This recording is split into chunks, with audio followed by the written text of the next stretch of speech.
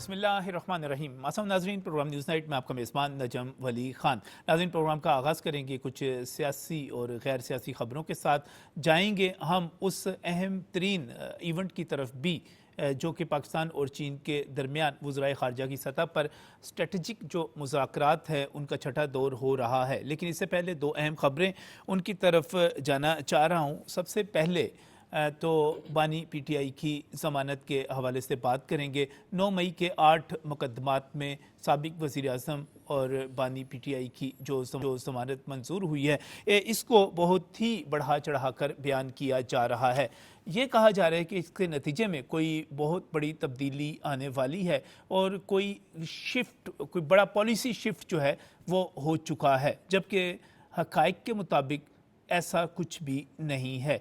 और जब हम इस ज़मानत की बात करते हैं तो ये एक मामूल की कार्रवाई है और टेक्निकल बुनियादों पर होने वाली ये जो ज़मानत है, इसकी तशरीह यकीनी तौर पर कानूनी माहिरीन बेहतर तौर पर कर सकते हैं कि इसका मतलब क्या है। इसका मतलब बहरहाल ये नहीं है कि इसके नतीजे में बानी पीटीआई जो कि 9 मई के सिर्फ पंजाब में 59 के करीब मुकदमात में मुलव्वस हैं, इन 8 मुकदमात में रिहाई के नतीजे में बरी होने वाले हैं या रिहा होने वाले हैं। दोनों सूरतों में अभी ऐसी कोई बात नहीं, बल्कि इनको याद करना पड़ेगा पाकिस्तान तहरीक इंसाफ के दोस्तों को, कारकुनों को, कि जब 9 मई बरपा हुआ था उस वक़्त से लेकर आज तक, इससे पहले भी सुप्रीम कोर्ट की तरफ से यह हिदायत दी गई कि 4 माह के अंदर मुकदमात का फ़ैसला किया जाए। एक मरतबा जब ये हिदायत दी जा रही हैं तो इसका मतलब ये है कि 4 माह के अंदर जब फ़ैसले आएंगे तो एक मरतबा फिर सज़ाएँ हो सकती हैं, क्योंकि इस्तग़ासा के पास सबूत मौजूद हैं, गवाह मौजूद हैं, जिसका आज अदालत में ज़िक्र भी हुआ। यकीनी तौर पर अदालत ने यह भी वाज़ेह किया कि ये जो ज़मानत ली जा रही है ये किसी तौर पर भी आपका जो ट्रायल कोर्ट है उसकी कार्रवाई पर असरअंदाज नहीं हो सकती। इस पर बार बार जो मौजूद चीफ जस्टिस हैं उनकी तरफ से भी सवाल किए गए और इस चीज़ को वाज़ेह किया गया। जब हम बात करते हैं 9 मई के हवाले से तो इसके बारे में बहुत सारे इबहाम पैदा किए जाते हैं। इबहाम ये पैदा किए जाते हैं कि शायद कोई बैकडोर राब्ते हो रहे हैं, बैक चैनल के साथ कोई ना कोई वहाँ पर बातचीत चल रही है और इस सिलसिले में मुख्तलिफ यूट्यूबर्स अफवाहें फैलाते हैं। लेकिन अफसोस उस वक्त होता है कि जब हम देखते हैं कि बाद सीनियर सहाफ़ी भी ऐसी चीज़ें रिपोर्ट करते हैं जो हकीकत में उस तरह नहीं होती जिस तरह वो बयान कर रहे होते हैं। जैसे कि ये तासुर दिया गया कि फील्ड मार्शल की तरफ से बानी पीटीआई को माफ़ी के लिए कोई पैगाम दिया गया और ये कहा गया कि आप सच्चे दिल से माफ़ी मांग लें तो सियासी मसालत की तरफ जाया जा सकता है।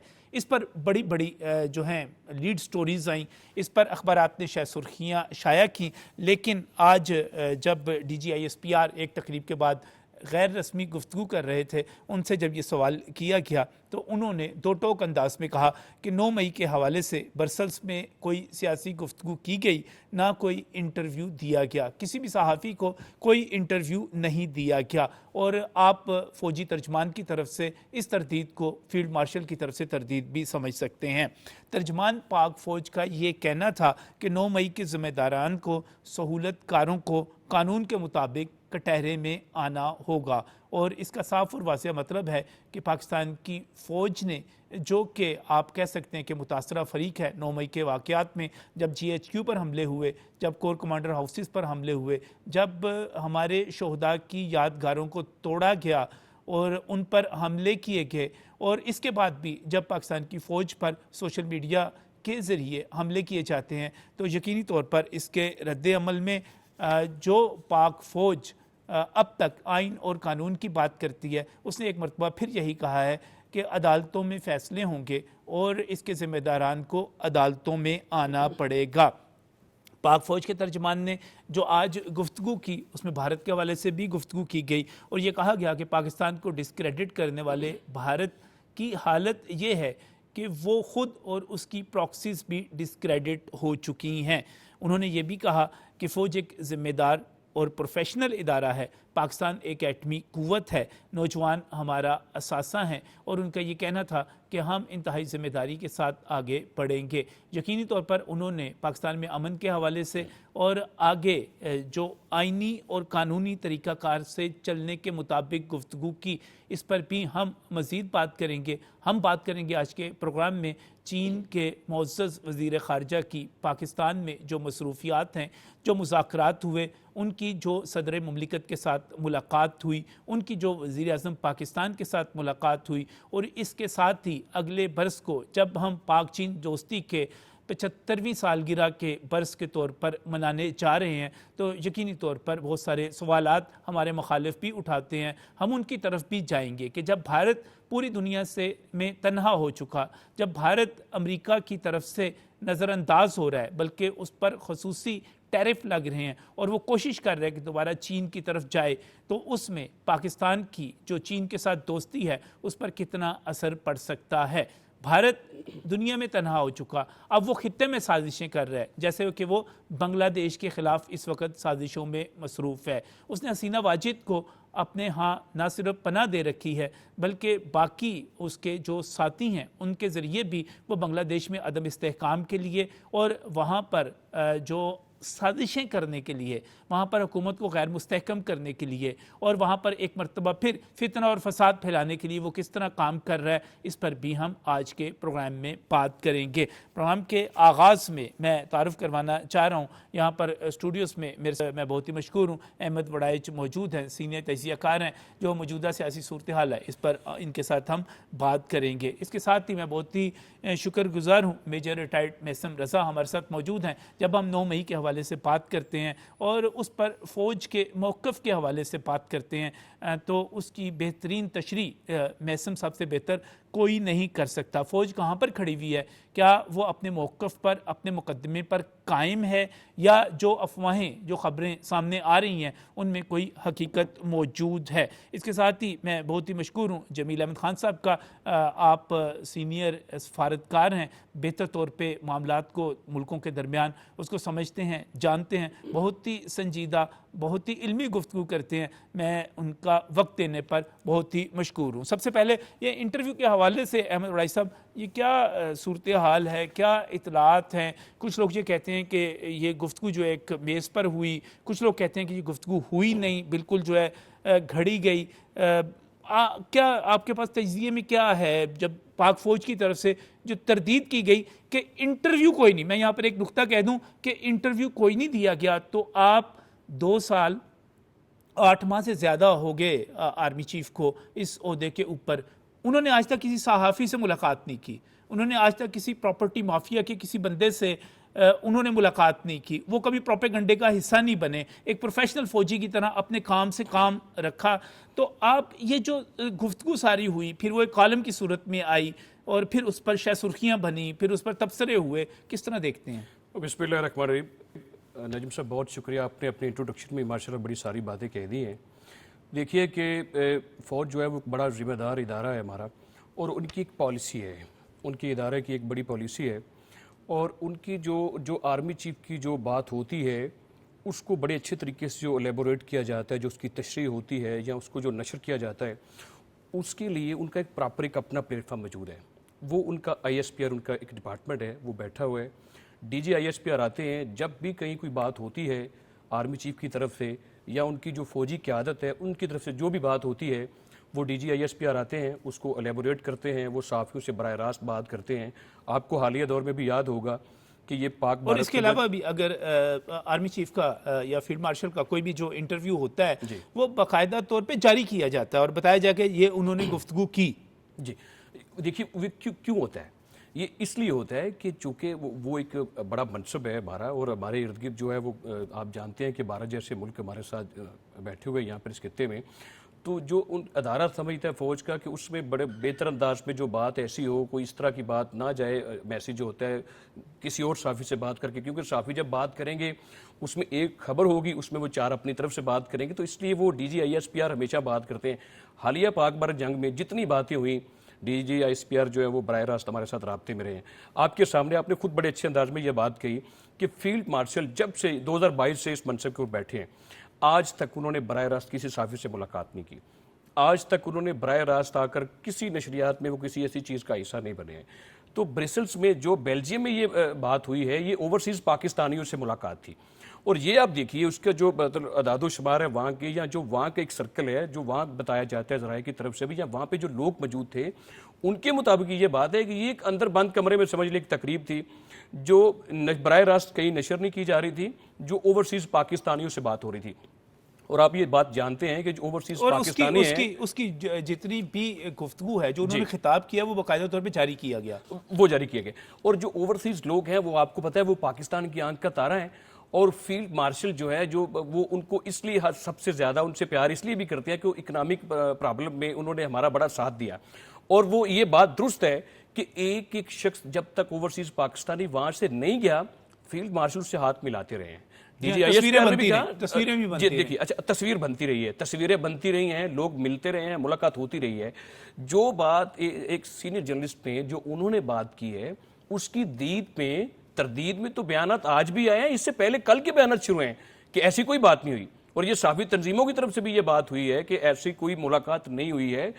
سہیل وڑائچ صاحب کی اگر ایسی ملاقات تھی تو ان کی ملاقات کے لیے اور سویلینز لوگوں کو بھی چاہیے تھا وہ ٹویٹ کرتے. سر یہ دیکھیے کہ کیا کسی وہاں پہ اوورسیز پاکستانی کو ٹویٹ کیا؟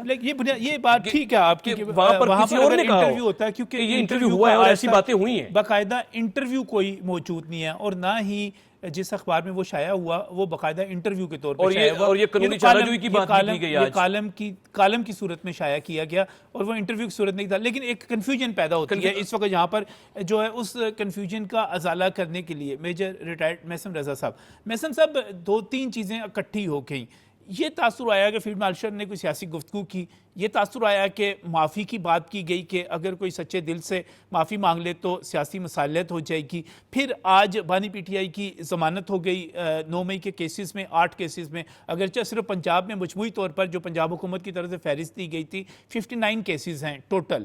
تو یہ پورا ایک تاثر بن رہا ہے کہ شاید کوئی ہوا تبدیل ہو رہی ہے، کوئی نئی فضا بن رہی ہے، کچھ تبدیلیاں آ رہی ہیں، کوئی وکٹری کے ہیش ٹیگ چل رہے ہیں. یہ کیا صورتحال ہے؟ بسم اللہ الرحمن الرحیم. ہمیشہ ہی آپ بڑا ایک اہم موضوع لے کر اور بڑے ناپ تول کے الفاظ میں آپ ہمیں کٹہرے میں لا کے کھڑا کرتے ہیں. But we love that the way you conducted. Thank you very much. Maisam بھائی کنفیوژن ابہام نہیں رہنا چاہیے، چیزیں کلیئر ہونی چاہیے قوم کے سامنے. بالکل ایبسولوٹلی. موجودہ فوجی قیادت نے ڈے 1 سے یہ بات واضح طور پر ایک دفعہ نہیں بارہا کلیئر کر دی ہے کہ اب جو ہے بات ہوگی صرف پاکستان کی، اب بات ہوگی صرف اور صرف آگے جانے کی، اور ایک سنگل ٹریک کے اوپر جانے کی بات ہوگی جو صرف اور صرف پاکستان کو آگے اور ترقی کی طرف لے کے جائے. فوج سیاست سے باہر رہے گی، عدالتیں اپنا کام کریں گی، اور ملک کا نظام جو ہے وہ ایک بہترین پٹری کے اوپر چلے گا اور اس کو ڈیموکریٹک وے میں آگے لے جایا جائے گا.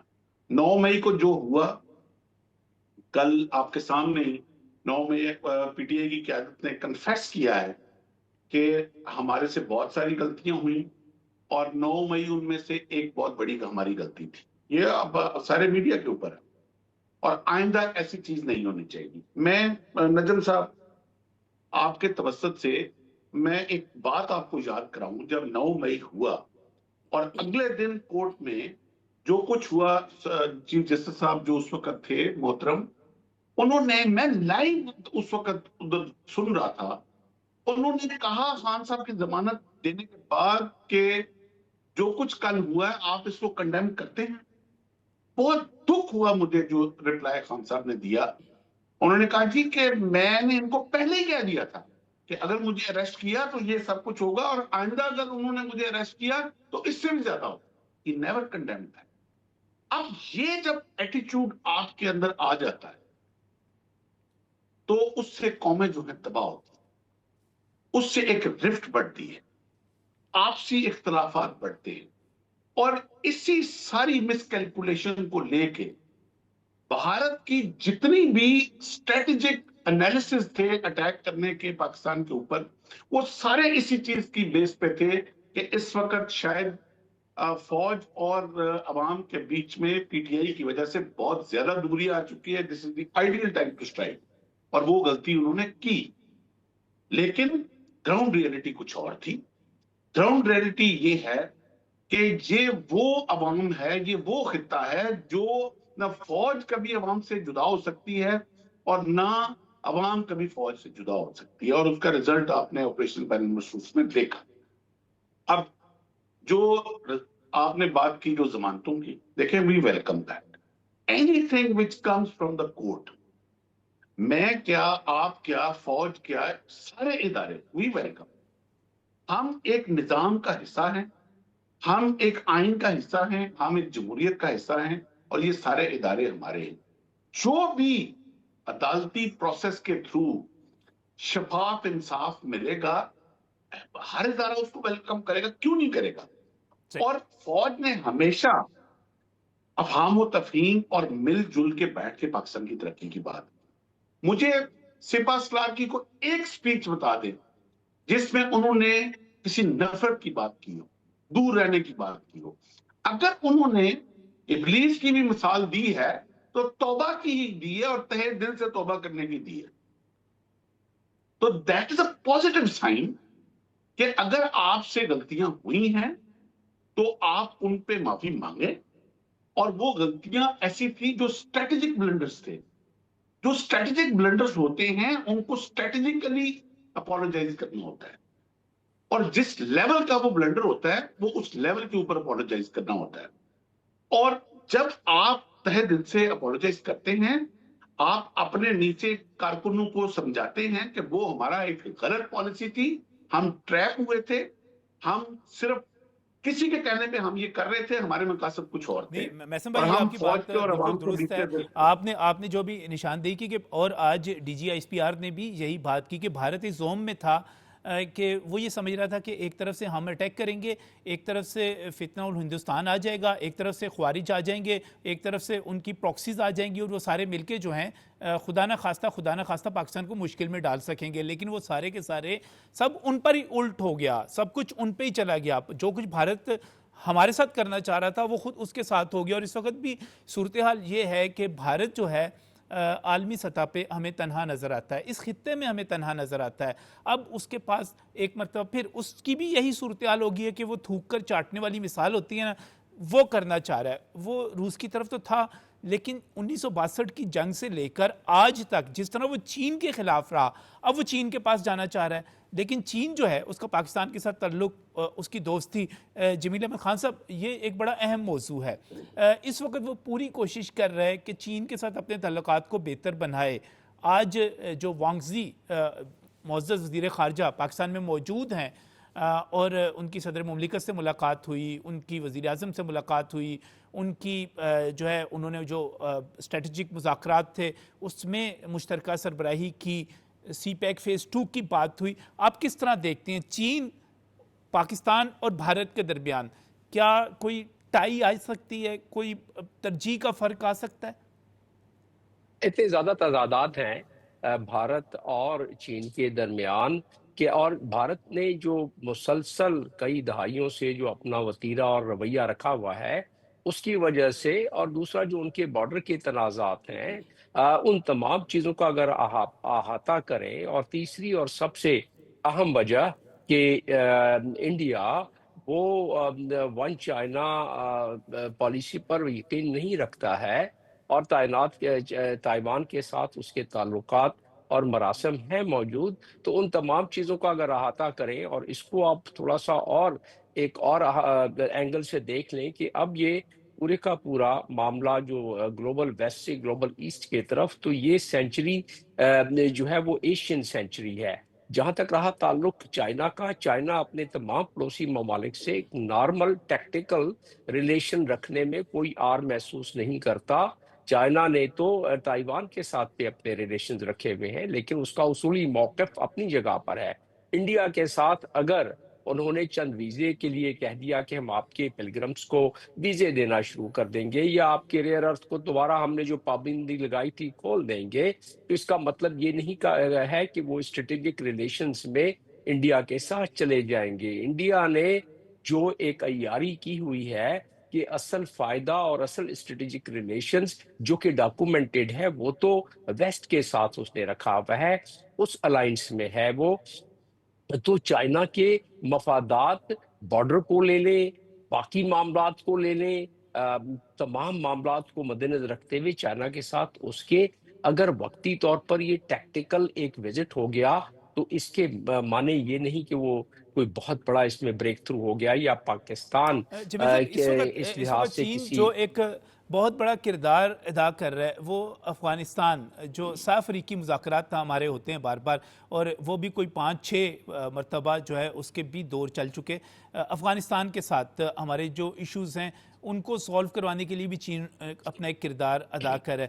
اب پاکستان، چین اور افغانستان اس ٹرائکا کو، ان تعلقات کو خاص طور پہ دہشت گردی کے خاتمے کے لیے جو کردار ادا ہو سکتا ہے اس کو کس طرح دیکھتے ہیں؟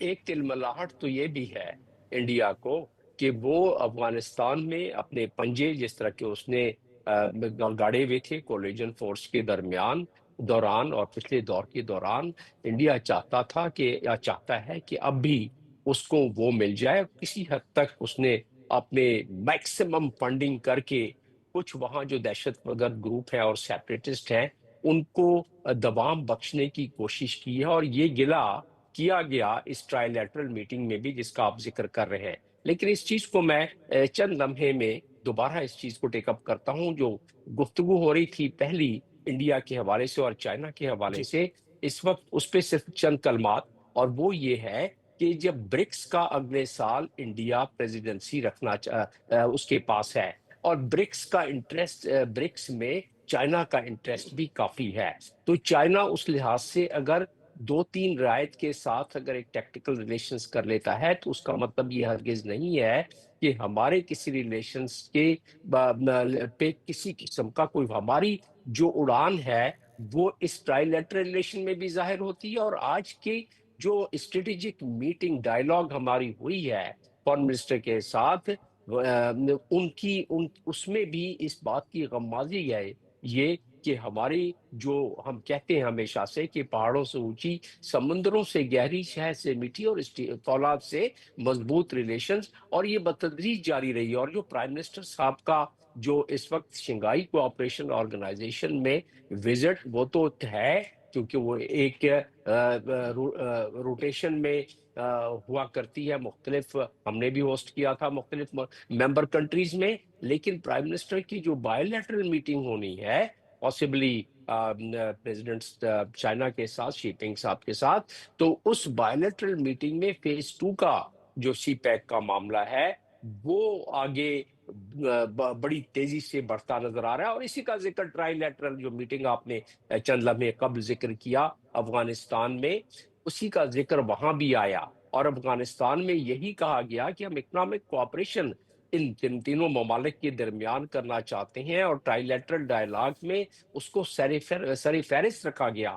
اس کے بعد جو ہمیں شکایت ہے اور چائنا کو شکایت ہے وہ کامن شکایت ہے افغانستان سے، ہمارا برادرلی ملک ہے، ہم ایک دوسرے سے شکایت کرتے رہتے ہیں اور اس نشیب و فراز کے ساتھ چلتے رہتے ہیں، اور ہمارے تعلقات اگر کبھی انڈیا کی وجہ سے یا کسی اور وجہ سے کوئی تھوڑی بہت اس میں اگر آ جاتا ہے کوئی فرق، تو اس کا مطلب یہ نہیں کہ وہ ہمارا کوئی دائمی بات ہو جائے گی۔ تو اس پہ اس چائنا کے انٹرونشن سے جو مئی میں بھی ہوئی تھی، مئی میں، اور وہاں اس وقت بھی آپ نے دیکھا کہ دونوں فارن منسٹر ساگدار صاحب اور متقی صاحب اور چائنا کے فارن منسٹر، وہ مل کے انہوں نے کس طرح ہاتھ تھامے ہوئے تھے، یہ اس کا تسلسل تھا دوبارہ کہ افغانستان میں میٹنگ کی گئی، اور یہ ایک سیریز آف میٹنگ چل رہی ہے، اس میں یہ 6th میٹنگ تھی، اور اس میں یہ نقطہ رکھا گیا جو اقوام متحدہ کی سیکورٹی کونسل کے ریزولوشن میں بھی جس کا ذکر ہے کہ افغانستان میں دہشت گرد گروپ جیسے کہ ETIM ہے جو کہ شنکیانگ میں آپریشن کرتا ہے، اس کی شکایت فارن منسٹر چائنا نے بھی کی، اس مرتبہ بھی اپنے اس میں کہ یہ ہے، اور انہوں نے وعدہ کیا افغانستان کے پرائم منسٹر نے کہ ہم ان کو ہم ان سے اس معاملے میں اپنی زمین نہیں استعمال ہونے دیں گے. اور اس لحاظ سے اگر دیکھا جائے تو اصل چیز سی پیک کی کنیکٹیوٹی. افغانستان جب تک اسٹیبل نہیں ہوگا، پاکستان، افغانستان، چائنا کے مشترکہ مفادات ایک دوسرے میں مبہم ہیں، تو لہٰذا ایک دوسرے سے منسلک ہیں، تو لہٰذا اسے ضرورت اس بات کی ہے کہ افغانستان کی فل کوآپریشن. اب یہ اور بات آ جاتی ہے کہ افغانستان میں اس وقت جو دہشت گرد گروپ ہیں، جس کا ذکر کہ یونائٹڈ نیشنز کے سیکیورٹی کاؤنسل کی ریزولوشن میں بھی ہو چکا ہے، وہ گروپس کیا تمام کے تمام گروپس کو طالبان ایڈمنسٹریشن ان سے نبرد آزما ہو سکتی ہے؟ کیا ان کے پاس یہ انفراسٹرکچر موجود ہے؟ کیا ان کے پاس یہ کیپیسٹی موجود ہے؟ میرا خیال ہے کہ اس میں ابھی کچھ کافی کام باقی ہے، جس کی وجہ سے تھوڑی سی اس میں گنجائش دینی پڑے گی ان کو، ورنہ وہ انہوں نے وعدہ کیا ہے، پرومس کیا ہے، اور ان کی اب مدعا یہی ہے افغانستان کا بھی کہ بالکل ہم آپ کی اپنی سرزمین استعمال نہیں ہونے بالکل دیں جی. گے. جس کا افغانستان کی مطلب طرف یہ سے ہوا یہ کہ جمیل صاحب واقعی یہ ایشورنس جو ہے متوکل صاحب نے بالکل کل دی، اور انہوں نے کہا کہ ہم اپنی سرزمین کو استعمال نہیں ہونے دیں گے. لیکن آج بھی پاک فوج کے ترجمان نے جو بات کی، میں احمد صاحب آپ کی طرف آتا ہوں. میں چونکہ یہ بات ایک چل رہی ہے اس وقت دہشت پسند گروہوں کی حوالے سے، میں میسن صاحب کی طرف دوبارہ اسی موضوع کو لے جانا چاہ رہا ہوں. میسن صاحب، انڈیا نے پوری کوشش کی. میں ہمیشہ یہ کہتا ہوں کہ جب وہ کہتے ہیں کہ آپریشن سندور چل رہا ہے، تو اس کا مطلب کیا ہے؟ آپ کوئی اس وقت جنگ تو نہیں لڑ رہے، آپ کے طیارے بھی نہیں اڑ رہے، آپ کی توپیں بھی نہیں چل رہی. وہ کہتے ہیں ہمارا آپریشن سندور چل رہا ہے. اس کا مطلب یہ ہے کہ وہ اپنا بھاری بھرکم فوجی بجٹ جو ہے وہ دہشت گردی پہ استعمال کر رہے ہیں. ایک مرتبہ پھر وہ جو فتنہ الہندوستان ہے یا خوارج ہیں ان کے اوپر کام کر رہے ہیں. نجم صاحب، یہ جو ان کا بیانیہ ہے نا کہ آپریشن سندور ابھی چل رہا ہے، جی، یہ اس کا پیور مقصد ایک ہی ہے کہ ہمارا بیستی پروگرام ابھی بند نہیں ہوا. نہ ان کا ڈومیسٹکلی ٹھیک ہے. نہ ان کا ڈومیسٹکلی، نہ پولیٹیکلی، نہ اکنامکلی، نہ ڈیفینسولی، نہ انٹرنیشنلی. صحیح. اور یہ جو جوتا پروگرام ہے ان کا، یہ ابھی جاری رہے گا. یہ اصل ٹارگٹ کیا تھا؟ ہمیں تھوڑا سا اس کو بیک گراؤنڈ میں دیکھنا چاہیے. اور 5 سال پہلے کی بھی آپ دیکھ لیں، اس کے بعد اس سے پچھلے 5 سال دیکھ لیں. جب بھی مودی صاحب نے الیکشن لڑنا ہوتا ہے، اس سے پہلے ایک ڈرامہ رچایا جاتا تھا. کبھی درختوں کے اوپر آ کے جہاز ان کے میزائل مار جاتے تھے، کبھی 2 کبے مار جاتے تھے. اس دفعہ ذرا ان کو چونکہ ان کی پاپولیرٹی بالکل زمین دوز ہو چکی ہوئی تھی، تو تھوڑا سا ان کو تھرل اپنی ذات دکھانی پڑی. اچھا، اب آگے سے مار زیادہ پڑ گئی ہے. اب الیکشن تک آپریشن سندور جاری رہے گا، اور جب تک آپریشن سندور جاری رہے گا ان کے سر میں تواتر کے ساتھ جوتے پڑتے رہیں گے. اب جبکہ ابھی اگلے دن ان کے ایئر چیف نے کہا کہ جی ہم نے 5 جہاز پاکستان کے پھینکے. اب اس کے اوپر جو ٹرولنگ ہوئی ہے ان کے اپنے لوگوں نے، وہ پڑھنے والی تھی، صحیح. وہ دیکھنے والی تھی کہ لوگوں نے کہا کہ تمہیں اب جا کے پتا چلا. اور اس کے بعد اس وقت جو ان کے میڈیا کی جنگ ہسائی ہو رہی ہے انٹرنیشنلی، اس وقت یو ایس کا جو وائٹ ہاؤس سے جو پریزیڈنٹ یو ایس ان کی آئے دن ایک سافٹ ویئر اپڈیٹ کرتے ہیں کہ ان کو مار پڑ رہی تھی اور میں نے بیچ میں آ کے ان کو چھڑایا. جی ہاں. اور اس وقت ان آپریشن سندور کی وجہ سے جب تک یہ کہتے رہیں گے جاری ہے، تو پاکستان کا اپ گریڈیشن جو ہے وہ جاری رہے گی. ہمیں ایک وکٹری ملی ہوئی ہے، ہم ایک میچ جیتے ہوئے ہیں. اس میچ کی سیلیبریشن جب تک جاری رہے گی ہم اس کو انجوائے کرتے رہیں گے. انٹرنیشنلی پاکستان کی عزت میں ڈے بائی ڈے الحمدللہ اضافہ ہو رہا ہے. اور اضافہ صرف باتوں کی حد تک نہیں ہو رہا، پریکٹیکلی کائنیٹیکلی ہو رہا ہے. ہر چیز کا کنیکشن جو ہے اکانومی کے ساتھ ہے. اور اس وقت پاکستان جس طرح، چاہے وہ مائننگ کا سیکٹر لے لیں، چاہے وہ ایگریکلچر کا سیکٹر لے لیں، پاکستان کی ڈیفنس پروڈکشن کی ایکسپورٹ لے لیں. میں نجم صاحب हल्फन ये बात कह रहा हूं कि मैं 2 हफ्ते पहले टर्की में गया हुआ था, वो एक्सपो IDF 2025 थी, और मैं जिस स्टॉल पे गया हूं, मैंने वो पाकिस्तान का झंडा लगाया हुआ था, जिस स्टॉल पे गया हूं, जितना उनका डिफेंस का स्टाफ बैठा था, उठ के मेरे गले मिला। You are from Pakistan, we are brothers, what a war you have fought, we are so happy, we are so happy, we are proud of you। और वहां मुझे बहुत सारे और कंट्रीज के वफूद के साथ मुलाकात हुई। मिनिस्टर इकोनॉमी ने आके मुझे अप्रिशिएट किया on behalf of Turkey. I mean के ये ऑपरेशन सिंदूर जारी रहना, ये अल्लाह पाक ने पाकिस्तान की इज्जत का एक बायस बनाया है, और हमारे लिए ये फख्र की बात है, ये ऑपरेशन ताहयात जारी है। और ऐसे में मैं फिर कहता हूँ कि जब हम अपनी फ़ौज के हवाले से बात करते हैं तो पाक फ़ौज की तरफ से बाकायदा तौर पर DGI-SPR की एक प्रेस कॉन्फ्रेंस, उनके साथ DGI-SI, तारीख में ऐसा नहीं हुआ था, एक प्रेस कॉन्फ्रेंस अहमद वड़ाई साहब हुई और उसमें बाकायदा तौर पे बताया गया कि ब्रिगेडियर लेवल पे, सेक्टर कमांडर लेवल पे मुशावरत के बाद ये फैसला कर लिया गया कि किसी किस्म की कोई सियासी सरगर्मी नहीं होगी, कोई एक्टिविटी ऐसी नहीं की जाएगी इंटरनली जिससे तकसीम हो। फ़ौज सियासत पे बात नहीं करती। आज भी DGI-SPR यही कह रहे हैं, और अभी मैसम साहब जो बता रहे हैं, जो बात करें कि उन्होंने कभी कोई ऐसी तकरीर पाक फ़ौज के सरबराह ने की नहीं। आप जब से 2022 से लेकर नवंबर से लेकर अब तक देख लें, जिसमें सियासत हो, जिसमें वो सियासत पर बात कर रहे हो, वो अपने वतन पे बात करते हैं, वो अपनी फ़ौज कि प्रोफेशनलिज्म पे बात करते हैं, वो इंडिया पे बात करते हैं, दहशतगर्दी पे बात करते हैं, मुल्क की तरक्की की बात करते हैं, मुल्क को जोड़ने की बात करते हैं। फिर ये आपको लगता है कि सियासत पे इस तरह बात हुई है? देखिए, जो सबसे बड़ी जिम्मेदारी है अफवाज पाकिस्तान की, वो तो दिफा की है, ठीक है, डिफेंस की जिम्मेदारी है। आप बताइए, क्या वो अदा नहीं हुई? क्या दुनिया ने देखा नहीं? बेहतरीन तरीके से हुई। क्या वो अदा दुनिया ने देखा नहीं? क्या 14 तबक रोशन नहीं किए उन्होंने दुनिया के? हमारे जो इंटरनली लोग थे यहाँ के रहने वाले, जो फसाद बर्पा करना चाहते थे, जो साजिश में मोरे थे, क्या फील्ड मार्शल ने कुरान मजीद की आयत पढ़ पढ़ के उनको नहीं सुनाई? क्या ये नहीं कहते रहे कि जब खबर आए तो उसकी भी तस्दीक करें? क्या वो ये नहीं कहते रहे कि फसाद बर्पा करने वालों की कोई जगह नहीं है? तो वो सारी बातें करते रहे। देखिए, जो हमारी मिलिट्री है, जो शख्स उनको सियासत में लेकर आना चाहता है, क्या उसका नैरेटिव नहीं था? क्या उसका ये नज़रिया नहीं था? वो बात नहीं ये करते थे कि फ़ौज को न्यूट्रल रहना चाहिए और सियासत में नहीं आना चाहिए, ठीक है? लेकिन उसके बाद उन्होंने ये भी कह दिया था कि न्यूट्रल तो जानवर होता है। देखें, वो ऐसे ऐसे यू टर्न है कि आप उसका और फिर ऐसी ऐसी बातें हैं, फिर ऐसी ऐसी बातें हैं, ऐसी ऐसी टर्म यूज की जिनका कोई हकीकत से भी ताल्लुक नहीं था, कोई अखलाकियात से ताल्लुक नहीं था। कि कभी आप कह दें कि जो फौज का बड़ा होता है वो बाप होता है, इसमें कोई शक नहीं कि जो मतलब चीफ होते हैं या हमारे जो बड़े हैं, काबिल एहतराम है, तमाम आईनी हमारी जो मैं ये नहीं कहता, अगर आप मार्शल लोग या किसी चीज की भी बात करें, मैं कहता हूँ कि जो पाकिस्तान की फौज है वो दुनिया की सबसे बेहतरीन फौज है, ठीक है? सही। तो यानी कि आप अपने मफाद और ये साबित भी किया।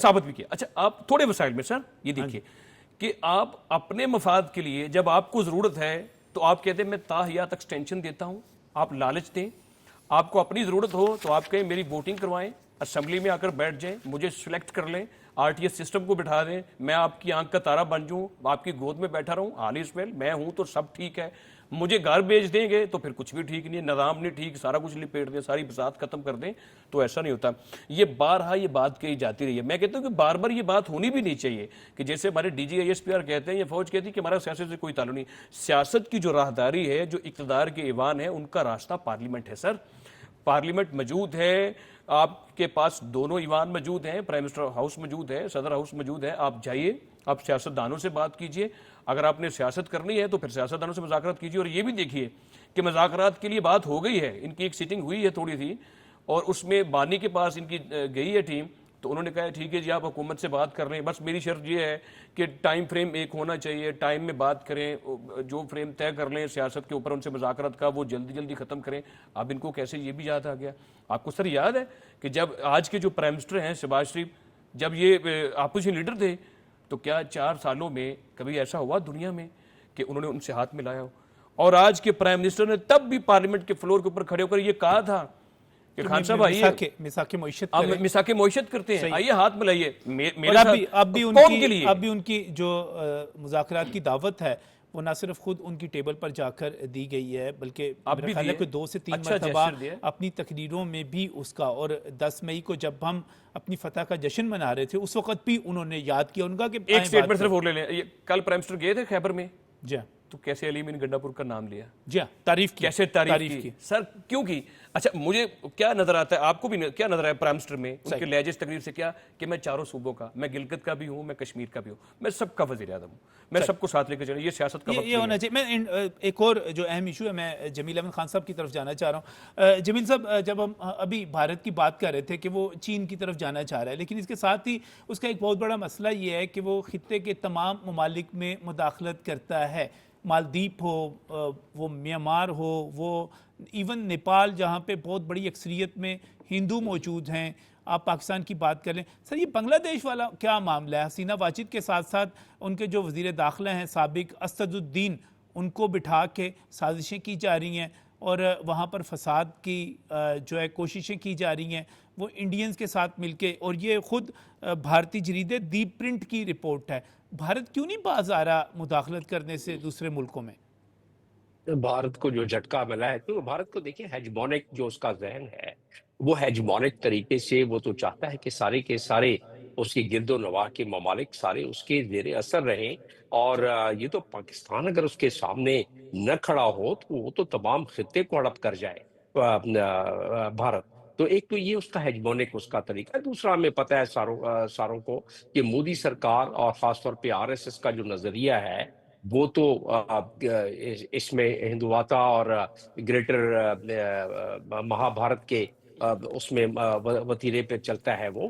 لیکن اس سے اگر بنگلہ دیش کی اگر آپ مثال لیں تو بنگلہ دیش میں بھارت سوچ نہیں سکتا تھا کہ جتنی اس نے وہاں اپنی انٹیلیجنس اداروں کے ذریعے، یہ بات ریکارڈڈ ہے کہ بھارت نے وہاں بنگلہ دیش میں اپنی انٹیلیجنس نیٹ ورک کو اس حد تک مربوط کیا ہوا تھا کہ وہاں ایک کسی پروونشل یا فیڈرل سیکٹری کی پوسٹنگ اور ٹرانسفر وہ بھی ان کے مرضی کے خلاف نہیں ہوتی تھی، بھارت کے اداروں کے مرضی کے خلاف۔ تو اس حد تک حسینہ واجد نے ان کو اکاموڈیٹ، اور حسینہ واجد کی حکومت جہاں تقریباً 440 افراد کو چند دنوں میں ہلاک کر دیا، وہ اس طرح تو نہیں ہوا، ان کی انٹیلیجنس اس میں شامل تھی، جو وہاں کے ادارے تھے، سیکیورٹی ادارے بنگلہ دیش کے، جب وہ ایکشن لے رہے تھے ان اسٹوڈنٹس پر۔ تو اس کے بعد کا کیا منظرنامہ ہے کہ دیکھیں جو نفرتیں وہاں بوئی تھیں اسی وجہ سے، ورنہ تو حسینہ واجد اگر نارمل طریقے سے بنگلہ دیشیوں کو ساتھ لے کے چلتی، انڈیا کے انٹرفیئرنس کو ساتھ رکھ کے نہ چلتی، تو ایسی صورت میں وہ اس کے خلاف اتنی قدوتیں نہ ہوتی، اور جو پاکستان کے خلاف زہر اگلا جا رہا تھا اور ایک خاص منصوبے کے تحت، جیسے کہ 720 کے قریب ڈس انفوٹ لیب کو اسٹیبلش کر کے انڈیا نے پاکستان اور چائنا کے خلاف پروپیگنڈا کرنا شروع کیا، وہ ذہن سازی ایسی کی گئی وہاں کے جو مختلف نوجوان ہیں اور مختلف وہاں کی سرکلز بنگلہ دیش کے، کہ اس میں پاکستان کے خلاف بغض بھرا گیا۔ اور آپ نے دیکھا کہ جیسے ہی وہ حکومت دھڑم تختہ ہوئی، جب لوگ نکل کے آئے تو پاکستان کی محبت، پاکستان کے بانیان جو اس وقت پاکستان کی تحریک میں سر فہرست افراد تھے، ان کی آل اولاد شامل ہو گئی، دوبارہ پاکستان کے جھنڈے انہوں نے اٹھا لیے، وہی محبت ظاہر کی۔ تو اب آ جاتی ہے بات کہ چائنا، بنگلہ دیش، مالدیپ سے بھی دیکھیں کس طرح وہاں کی فوج نکالی۔ مالدیپ چھوٹا سا ملک ہے نا، لیکن انڈیا کی فوج کو انہوں نے وہاں سے کہا کہ آپ نکل جاؤ ہمارے پاس سے، جی، اور باقاعدہ مہم انڈیا کے چلائی اس کے لیے، وہاں صحیح۔ اثر رسوخ انہوں نے ختم کیا، اور وہاں ابھی ظاہر ہے چائنا کے اپنے پروجیکٹ چل رہے ہیں۔ اسی طرح بنگلہ دیش میں بھی، بنگلہ دیش میں تو کافی انویسٹمنٹ کی تھی انڈیا نے، وہاں کے بریجز، وہاں کے باقی معاملات حسینہ واجد سے مل کے، لیکن وہ سارے کے سارے معاملات ان کی بالکل، وہ لیکن وہ پالیسی۔ سارے کا سارا جو ہے اب تباہ ہو گیا اور خطے میں بالکل تنہا ہو کے رہ گیا۔ آخر میں محسن صاحب، بھارتی ادارے، راہ جیسے ادارے جو اپنی پروکسیز چلاتے ہیں، چاہے وہ BLA کی صورت میں ہو یا وہ TTP کی صورت میں ہو، وہ خوارج کی صورت میں، کسی بھی صورت میں ہو، ان کو قابو کرنا ہے، کیسے ہوں گے؟ سب سے پہلے نا ہمیں اپنا گھر سیدھا کرنا، مریم صاحب، باہر والوں کو ہم بعد میں شکوا کریں، باہر والوں کو بعد میں دیکھ لیں۔ سب سے پہلے ہم نے یہ دیکھنا ہے کہ पाकिस्तान के साथ कौन है और पाकिस्तान का दुश्मन कौन है।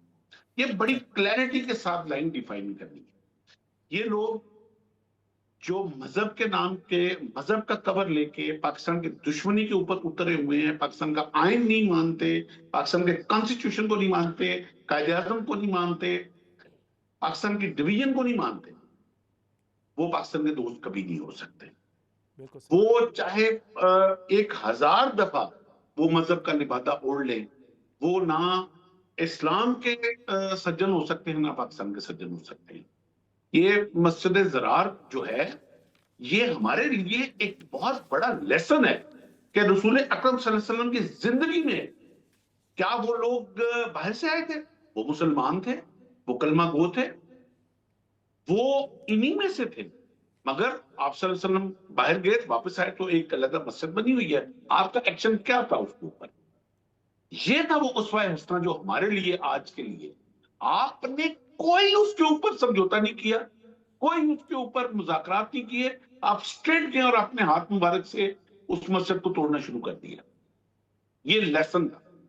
तो सबसे पहले हमें अपना घर सीधा करना है, अपनी सफेद सीधी करनी है और अपना जो है वो वतीरा सीधा करना है कि पाकिस्तान के साथ कौन है, अपने लोगों को जो गुमराह किया जा रहा है। बिल्कुल आप दुरुस्त कह रहे हैं। बहुत बहुत शुक्रिया मेजर रिटायर्ड मैसम रजा साहब, जमील अहमद खान साहब, अहमद वड़ाई साहब हमारे साथ मौजूद, उनका भी बहुत शुक्रिया।